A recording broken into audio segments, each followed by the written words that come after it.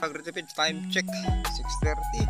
At ito ipapakita ko sa inyo, kaiikot natin, nagpitpit, tapos na lahat ng gilid dito sa gitna para hindi makawala yung tubig ulan. Pansin nyo sa kapal ng spider waves sa taas, ayan. Diyan nyo mapapansin na ang sakahan ay nag-organic, umiiwas sa lason. Yan na yung hudyat. Unlike sa mga katabi natin na puro lason yan, wala po kayong makitang ganyan, lalo't dikitan sila. Ngayon, ang benefits niyan, kahit marami kayong insekto, nandyan mas marami yung mga kaibigang insekto. Yan yung mga spider natin ngayon. Ayan, sumapasapaw na. Ito yung LP N37 natin at napakaganda yung habang wala pa dun sa kan pa, isa-isa pa lang sa LP 2096 natin kasi mas batang na itanim, 25 days nung binunot. Okay, yun yung pinahabol natin. Ito sana yung 30 kilos LP 937 lahat sana, pero sumablay nga, walang detested yung na-deliver sa atin na madumi, kaya minabuti natin nagpahabol. At iyan, pansin nyo yung SL 39H natin na mas matangkad. Okay, ang lalaki. Ngayon yan, ipakita ko lang sa inyo kung gaano ka rami yung spider natin. Ito yung punlaan natin, oh.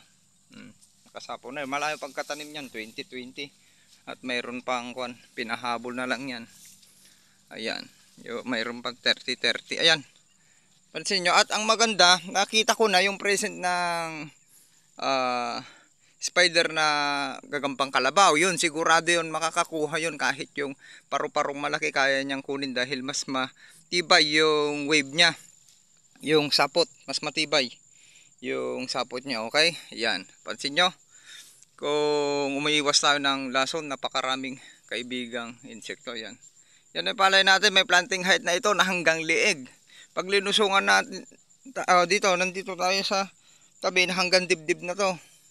Okay, tataas pa yan, kaya tignan natin, EWD pa rin yung pamamaraan natin para hindi lumambot yung lupa dyan sa ibabaw, para hindi matutumba yung palay natin pagdating ng malakas na hangin. Ayan yung RC222 natin. May nahalong ganda sana to kung puro.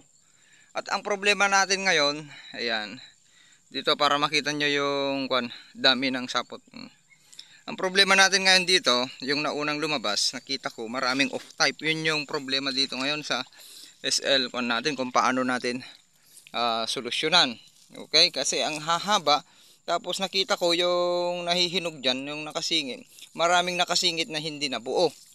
Nasa milking stage lang siya, hindi tumuloy, ipa talaga. Yun yung susolusyonan natin. Tignan natin sa ilang araw pa para maipakita sa inyo yung isa pang technique natin, di ba? Ang daming no? Oh, ito hindi nyo na dati nakikitang mga yan, no? Yun. Oh, di ba? Oh, yung mga yan noon hindi nyo na napakikita, tapos sa ibang palayan hindi nyo na makikita yung gagambang kalabaw. Mayroon na dito sa atin. At ang napapansin natin, yung tayo ang unang sumasapo ngayon, ay nunahan natin yung mga katabi natin na nauna ng halos 10 to 15 days na RC222. May RC222 din tayo doon. Dahil sa pamamaraan natin, kompletong sustansya, ay napapaaga natin na maglabasan ang ating uhay at sa technique natin. Okay, yan. Para makita nyo, ang laking benepisyo niyan, mga gagamba. Yan, pansin nyo, matanda na itanim. Yan, ini-experiment natin kung ano yung magiging resulta, at maibabahagi ko sa inyo paano umani yung matandang na itim 29 to 30 days. Dahil yan, sigurado magkukulang tayo sa sowi. Ngayon, ang pamamaraan natin, tinimingan natin yung panicle initiation para mapalabas natin yung potential na dami ng butil sa isang uhay, para parang ganyan, oh, kahaba, mabawi natin yung nawalang sowi sana na ilalabas sa mas batang na itanim, 15 to 21 days. Okay, mas bata, mas maraming sowi, mas maraming time para magpalabas ng sowi, at mas hindi stress yung ugat ng binunot. Okay, dahil nga itong palay natin lagpas tuhod ng binunot, sigurado yan na talagang nasaktan kung wala lang tayong pamamaraan na pagpupulyar ng yield more. Okay, pinabaunan natin yan sa punlaan at tinira natin nung pagkatanim kinabukasan ng yield more natural all-purpose foliar fertilizer kasama sa protocol ng ating mga binibentang mga produkto sa inyo ay napaaga pa rin natin. Pero pag hindi natin napaaga yun, sinasabi ko sa inyo yung 10 days nag-recover tapos magpapalabas ng sowing, nasa 18 to 20 days na yung palay natin. Wala kayong makikitang ganyan na sowing ngayon sa ating palayan. Okay, yung mga matanda na itanim sa inyo, unlike sa inbred variety RC222, makakahabol yan, makapal. Sa hybrid kasi pag nasaktan na, mga kagritipid, pag nasaktan sa hybrid, ay wag dapat pasaktan yung hybrid. Talagang may iwanan tayo sa sowi. Okay, ang pamamaraan na lang natin, ayan, sundan nyo. Yan, napakaganda yung palay ni Sir Ernesto Martin. Okay, Oco Martin, yung Facebook account niya, i-PM nyo lang. Pwede nyo kunin yung protocol niya para ayan, nakakombine din siya ng yield more sa napakagagandang tanim niya ngayon. At sa mga ibang admin pa, i-PM nyo lang sila. Admin Grace from UK, Gracia. Okay, yan yung umani ng 300 per hectares sa SL 8 noong nakarang dry season sa Santiago.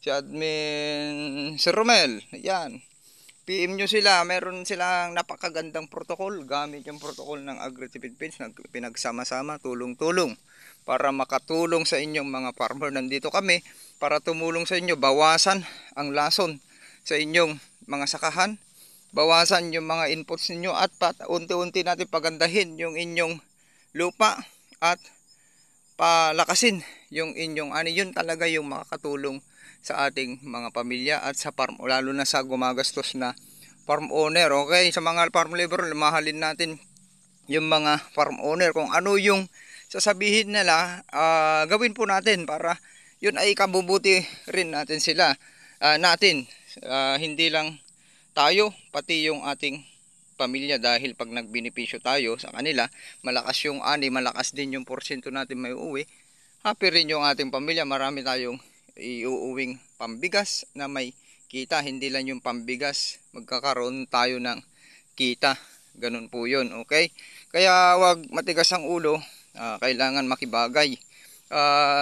Please lang sa ating mga taga-saka, mahalin natin yung farm owner at yung sakahan natin, dahil parang negosyo na rin natin yan. Pag nalugi si farm owner, ilang beses malulugi yan, 2 cropping, 3 cropping, titigil yan, isasan lang po yan sakahan nila or ibenta. Sino ang mawalan? Tayo po yung mawalan. Ay ang mahal na ng mga bilihin ngayon. Kaya give and take lang po yung mga pinapagawang protocol sa dry season, sigurado yung tatama. Ang sumisira lang sa atin yung climate. Okay, at pabor naman sa atin ngayon kasi humamog kanina na ibaba na at umulan nung nakarang araw na naman, isang beses malang hindi umulan, ay benepisyo ngayon dito. Nasa flowering na tayo. Kabilis, mapansin nyo 50% na yung naglabasan sa palayan natin. Okay, planting height, pag lumusong tayo hanggang liig na po yan. Pag yan, linusungan ko, ayan na yung pantay ng palay. Lumusong ako dito sa kanal, ayan, konti lang yung diferensya dito, ay, kasi pumapasok dyan hanggang na noo ko na yung plug leaf shift. Okay, ayan yung palay natin ngayon. Nakikita ko yung palay ni Madam Gracia dito. Shout out din sila Sir Lawrence, pamilya sa DFL Race yan. Okay, senior researcher yung father niya. PM nyo rin siya, may kanya-kanya silang protocol at isi-share sa inyo. Hindi man nyo may full organic, unti-unti yan na nababawasan yung natin, kasi health is wealth nga. Yung health natin ang uunahin natin, hindi puro kita. Okay, aba ang tira kayo ng tira ng lason, tingnan nyo na kukunti naman yung ani nyo at kita. Okay, kung hindi kayo nagbawas, try nyo magbawasan, gumawa kayo ng control plot at gumawa kayo ng para ma-differentiate ninyo yung traditional na gawain ninyo, yun yung gawin ninyo. Tapos yung pamamaraan natin na protocol na Agritipid PH, gawin ninyo. Tapos para may comparison, tapos yung paggamit nyo na mga chemicals dyan na walang habas na paggamit, i-try nyo para makita nyo yung diferensya, saan kikita, saan makakatipid. Okay, yan, nakatrap tayo. Yan yung mga inayos natin para sakto na yan tubig habang maubos yan. Walang nagpapasok ng tubig yan. Pag naubos yan, pupunta lahat sa atin, bababa naman yon. Kung hindi natin ipipit-pit yon, kung hindi na yung tagasaka natin umiikot sa dami ng kiwit at kuhol, ubos yan sa isang araw. Yan tubig na naipon galing sa ulan na napakasustansya, trinap natin. Kung hindi natin trinap, sayang yung sustansya na galing sa ulan na may NPK, sodium, calcium, ang daming sustansya ng tubig ulan. Ayan, okay, yan na, palay natin. Paalis na rin tayo. Sharing is caring. Plant height hanggang leg po. Okay, nasa 5'4 po yung height natin. Yan. Silipin natin yung LP937. Parehas na yan. Yan. Diba? Pag gumanyan yan, pag yumuko yan ng ganyan, napakaganda. Ang hahaba ng uhay. Okay. Oh, shout out din kay sila Master Bernard yan. Magpapasalamat tayo sa kanya. May super tututo tayo doon na binigay niya. Pero baka hindi na natin kung hindi. Kulang na tayo sa time. Yan. Ang asuhan ko na lang para yung makatulong sa inyo. Yung product natin, yung kwan natin. At ipakalat sa buong bansa para matulungan namin kayo, kasama yung mga admin natin at Agritipid PH family. Walang sukuhan, talagang ganyan ang pagpaparming. Minsan may talo, mas maraming panalo. Kung masundan nyo, easy na. Parang yung ginawa natin, wala na tayong katalo-talo. Kahit magpalusot tayo, wala tayong katalo-talo. Shout out sa mga magpapalusot, mga umani dito, magpapalusot ang mga yan. May mga kasama sa atin kasi wala tayong kasama at hindi na natin maharap. Hindi tayo magpapalusot ngayon, magpapahinga yung palay natin ngayon. Okay, kasi ipupokus natin sa produktong magagamit ninyo. Magpa-reserve na kayo para hindi maubusan. Ito yung LP937 natin, napakaganda kung sumasapaw na. Ayan, itong LP2096 natin, pa isa-isa pa lang, mas makapal ito pag sumapaw. Ayan, kita nyo na. Okay, ganun lang. Happy farmers, sharing is caring. Magandang araw ulit sa ating lahat. Maraming salamat. Bye bye.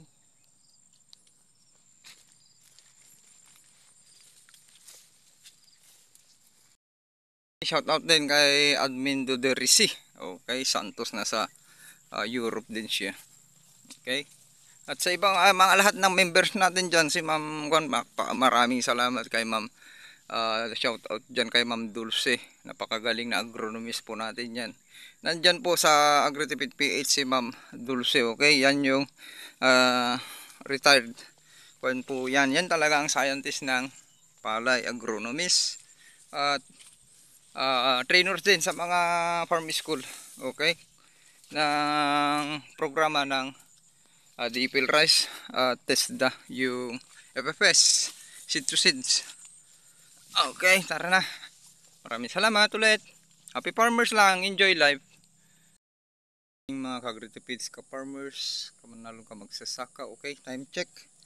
Magsi 6 o'clock na at iikot tayo saglit. At ito na yung palay natin. Ang date ngayon ay ano na, August 22 ata 2024 at ika 55 days itong palay natin.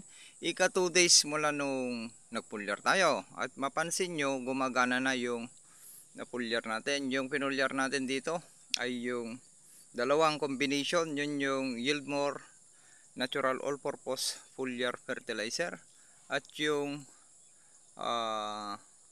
Yield Shield Biopesticide, organic yon. Biopesticide, lahat po ay organic yung product natin. Biopesticide and plant booster. Ayan, yung minixing natin. Nagmix tayo dyan ng pwedeng i-mix yan rate, dalawa-dalawa. Okay, tulatang Yieldmore at tulatang sardinas, yung pinakamaliit lang. Tulatang Yield Shield. Okay, or pwede rin kung ginamit nyo, pwede rin vice versa. Dalawa ang lata ng Yieldmore, isang lata ng Yield Shield. Kung wala pa naman kayong peste, pinang repellent nyo lang. Kung marami na kayong nakikitang mga kalaban sa inyong palayan, yun yung pwede nyong baliktarin. Isang lata ng yield more at 2 lata ng yield shield, ganon, vice versa. Okay, at ang gagawin nyo na lang sa hypercompost para hindi na kayo napapagod nagkukutsara, kasi yan 10 kutsara tutunawin pa bago nyo gamitin, kinabukasan ilagay nyo na. O hindi naman yan hindi naman yan masisira yung hypercompost. Ilagay nyo na kahit sa galon, yung pwede rin sa yield shield or sa yield more, ganun na lang, at kulugin nyo na lang, matutunaw na yan. Basta gagamit kayo ng pulyar ay yun na lang, kulugin nyo lang. O yan ang kahahaba ng natin, nag-i-exert na mula sa base, yung mga maliliit na uhay umaangat na. Pansin nyo itong mga lumabas, sukatin natin. Ang maganda dito naman, ang pabuin lang natin yung pinakabatok. Umaabot ito ng ayan, 1 feet yung uhay or mas mahigit pa. Madumi yung kamay natin, no, namantsahan ng saging kasi pinapakain natin ng ayan, ganyang kahaba at kalalaki ng butil ng palay natin. Ayan, ito po yung SL3988H. Okay, yan, matanda na itanim, 29 to 31 days bago natapos magtanim yung mga manananim. Expected natin, kung matanda na itanim, kukulangin tayo sa sowi. Ang maganda lang ay napalabas natin halos parehas, uniform yung haba ng uhay. Kung mahina sa blight ang palay, may kahinaan sa blight, automatic yan ang tatamaan. Yan, i-explain na natin lahat. Ang tinatamaan dyan ay 3 to 4. Mag-umpisa kasi yan, natatamaan yung palay natin sa panahon ng paglilihi. Pagpasok ng paglilihi, pagbubuntis sa buting, okay, doon tatama yung blight. Okay, huwag kayong mabahala kung blight lang yan, bacterial leaf blight, bacterial leaf stick. Kung matatag ang palay ay may katangian na ganyan dahil nagkaka-bacterial leaf blight yan, dahil nasusugatan sa hangin sa sama ng panahon. Kung humina, mababang temperature, mataas na humidity level, ay yan prone sa blight. Okay, sa fungus, yun yung tumatama, parang sa mushroom po yan. Kung nasubukan nyo nang nagpasibol ng mushroom, kung ang gustong-gusto niyan sa 70, okay, pumapalo sa 70 ang humidity level at temperature, naglalaro yan sa 23 to 25 to 30, ganon. Yon ang gustong-gusto ng fungus. Okay, at yon yung mushroom ay good fungus, at ganon din sa bad fungus, yun yung mga fungus na tumatama sa ating mga pananim. Parang yung pulse moth, yung orange po yon. Kung nakakita kayo ng fungus, yung parang kabuti po yon na bad fungus. Yung tatama naman sa butil ng palay, yan, tatamaan yan, magkaka-orange yan. Okay, kung high nitrogen kayo, kung mataas yung nitrogen, walang dahilan. Ang lahat ng dahilan, sanhi ng inaatake ng peste, sanhi ng sakit, ay yung mataas na nitrogen. Okay, sisirain yung protocol natin ng kahit napakaganda na yung protocol natin, kung yung sama ng panahon ang sisira sa ating palay, wala tayong magagawa. Yung ulan, diretsyong kauulan, ang taas ng nitrogen content niyan, tubig ulan, kaysa yung ibang sustansya. O kaya mangyayari dyan, kung mataas yung kanyo, nag-over na kayo, hindi nyo na makontrol yung paghapay ng inyong palay kung nasobran kayo. Kaya mayroon protocol ang Agritipid PH. Okay, PM nyo lang yung pinagtatag ko sa Facebook, sila Sir Ernesto Martin, mga top fielder natin, sila Sir Byron, na mga beginner na ang tataas ang ani. Hingin nyo sa kanila yung protocol ng Agritipid PH, PM nyo lang at ibibigay sa inyo. Sila Sir shout out sa kanila, Costales from Santiago, Isabela, ang gaganda ng mga palay nila. Lahat yung nasa Agritipid PH, napakaganda ng palay nila. Ang sinisira lang ngayon ay sama ng panahon. Kung yung planting height, talagang aani yun ng 200 per hectares. Okay, mapagbigyan lang sana. Ayan, nagtataasan na yung natin. Mayroon na tayong 30% na lumabas so ay ng ating palay. Nag-umpisa lang ito ng pinapulyar natin ng panicle exertion. Yan, yung ika 2 days pa lang ngayon. At tignan nyo yung lumabas na uhay. Lalo't na foliar na, gumagana na yung foliar natin yan na Yieldmore Natural All-Purpose Foliar Fertilizer. Ang daming sustansya yun, may NPK yun, yung P. Posporo, napakaganda sa flowering. Calcium, meron yan, halos kompleto. Zinc, napakaganda, may boron din, halos kompleto. Yung linagay natin dyan sa Yieldmore, okay? Hindi natin kasi pwedeng i-reveal sa inyo. Ang daming nagtatanong anong content yan. Alam nyo naman, ang Pilipino ang galing pumirata, okay? Sayang naman yung mga effort natin kung sasabihin natin lahat sa inyo. Mayroon tayong dapat ititira na trade secret naman para maprotektahan yung negosyo po natin. Importante na ibigay sa inyo yung protocol na guide kayo namin kasama ng mga admin ng AgriTipid PH. Nandyan si admin Madam Gracia from UK. Okay, yan, napakagaling na lady farmers natin at ang sipag tumulong. Nandyan si Sir Ernesto Martin, top fielder natin, ang sipag tumulong. Yan yung mga lalakas umani, sinishare na nila sa inyo. I-PM nyo lang sila, direct message sa Facebook account. Sinasabi ko na ang Facebook account nila, Oko Martin. Okay, nandyan sila Sir Lawrence ng Nueva Ecija. I-PM nyo lang sila. May kanya-kanya po kami diskarte at sinishare po sa inyo. Okay? At yun ay pinagsama-sama po namin para maitaas namin talaga yung inyong ani. Yung ani ng buong bansa at maging safe yung kinakain. Kasi wala na yung halos may chemicals na lahat yung ating kinakain. At least sa paggamit nyo ng protocol namin, ito nakita nyo naman wala tayong ginamit na lason na pinang-spray, fungicide, bactericide at insecticide. Tignan nyo naman, may makita ba kayong whitehead dyan? Lumalabas kung maraming dead heart at whitehead na yan, nakikita nyo na dyan na lumalabas yan dahil sa ginamit natin na Yieldmore. May insect repellent din po yan. Tapos yung biopesticide, mas mataas na yung level ng insecticidal niyan. At may fungicidal pa. Okay, yan. Okay, sa fungus naman, balik tayo.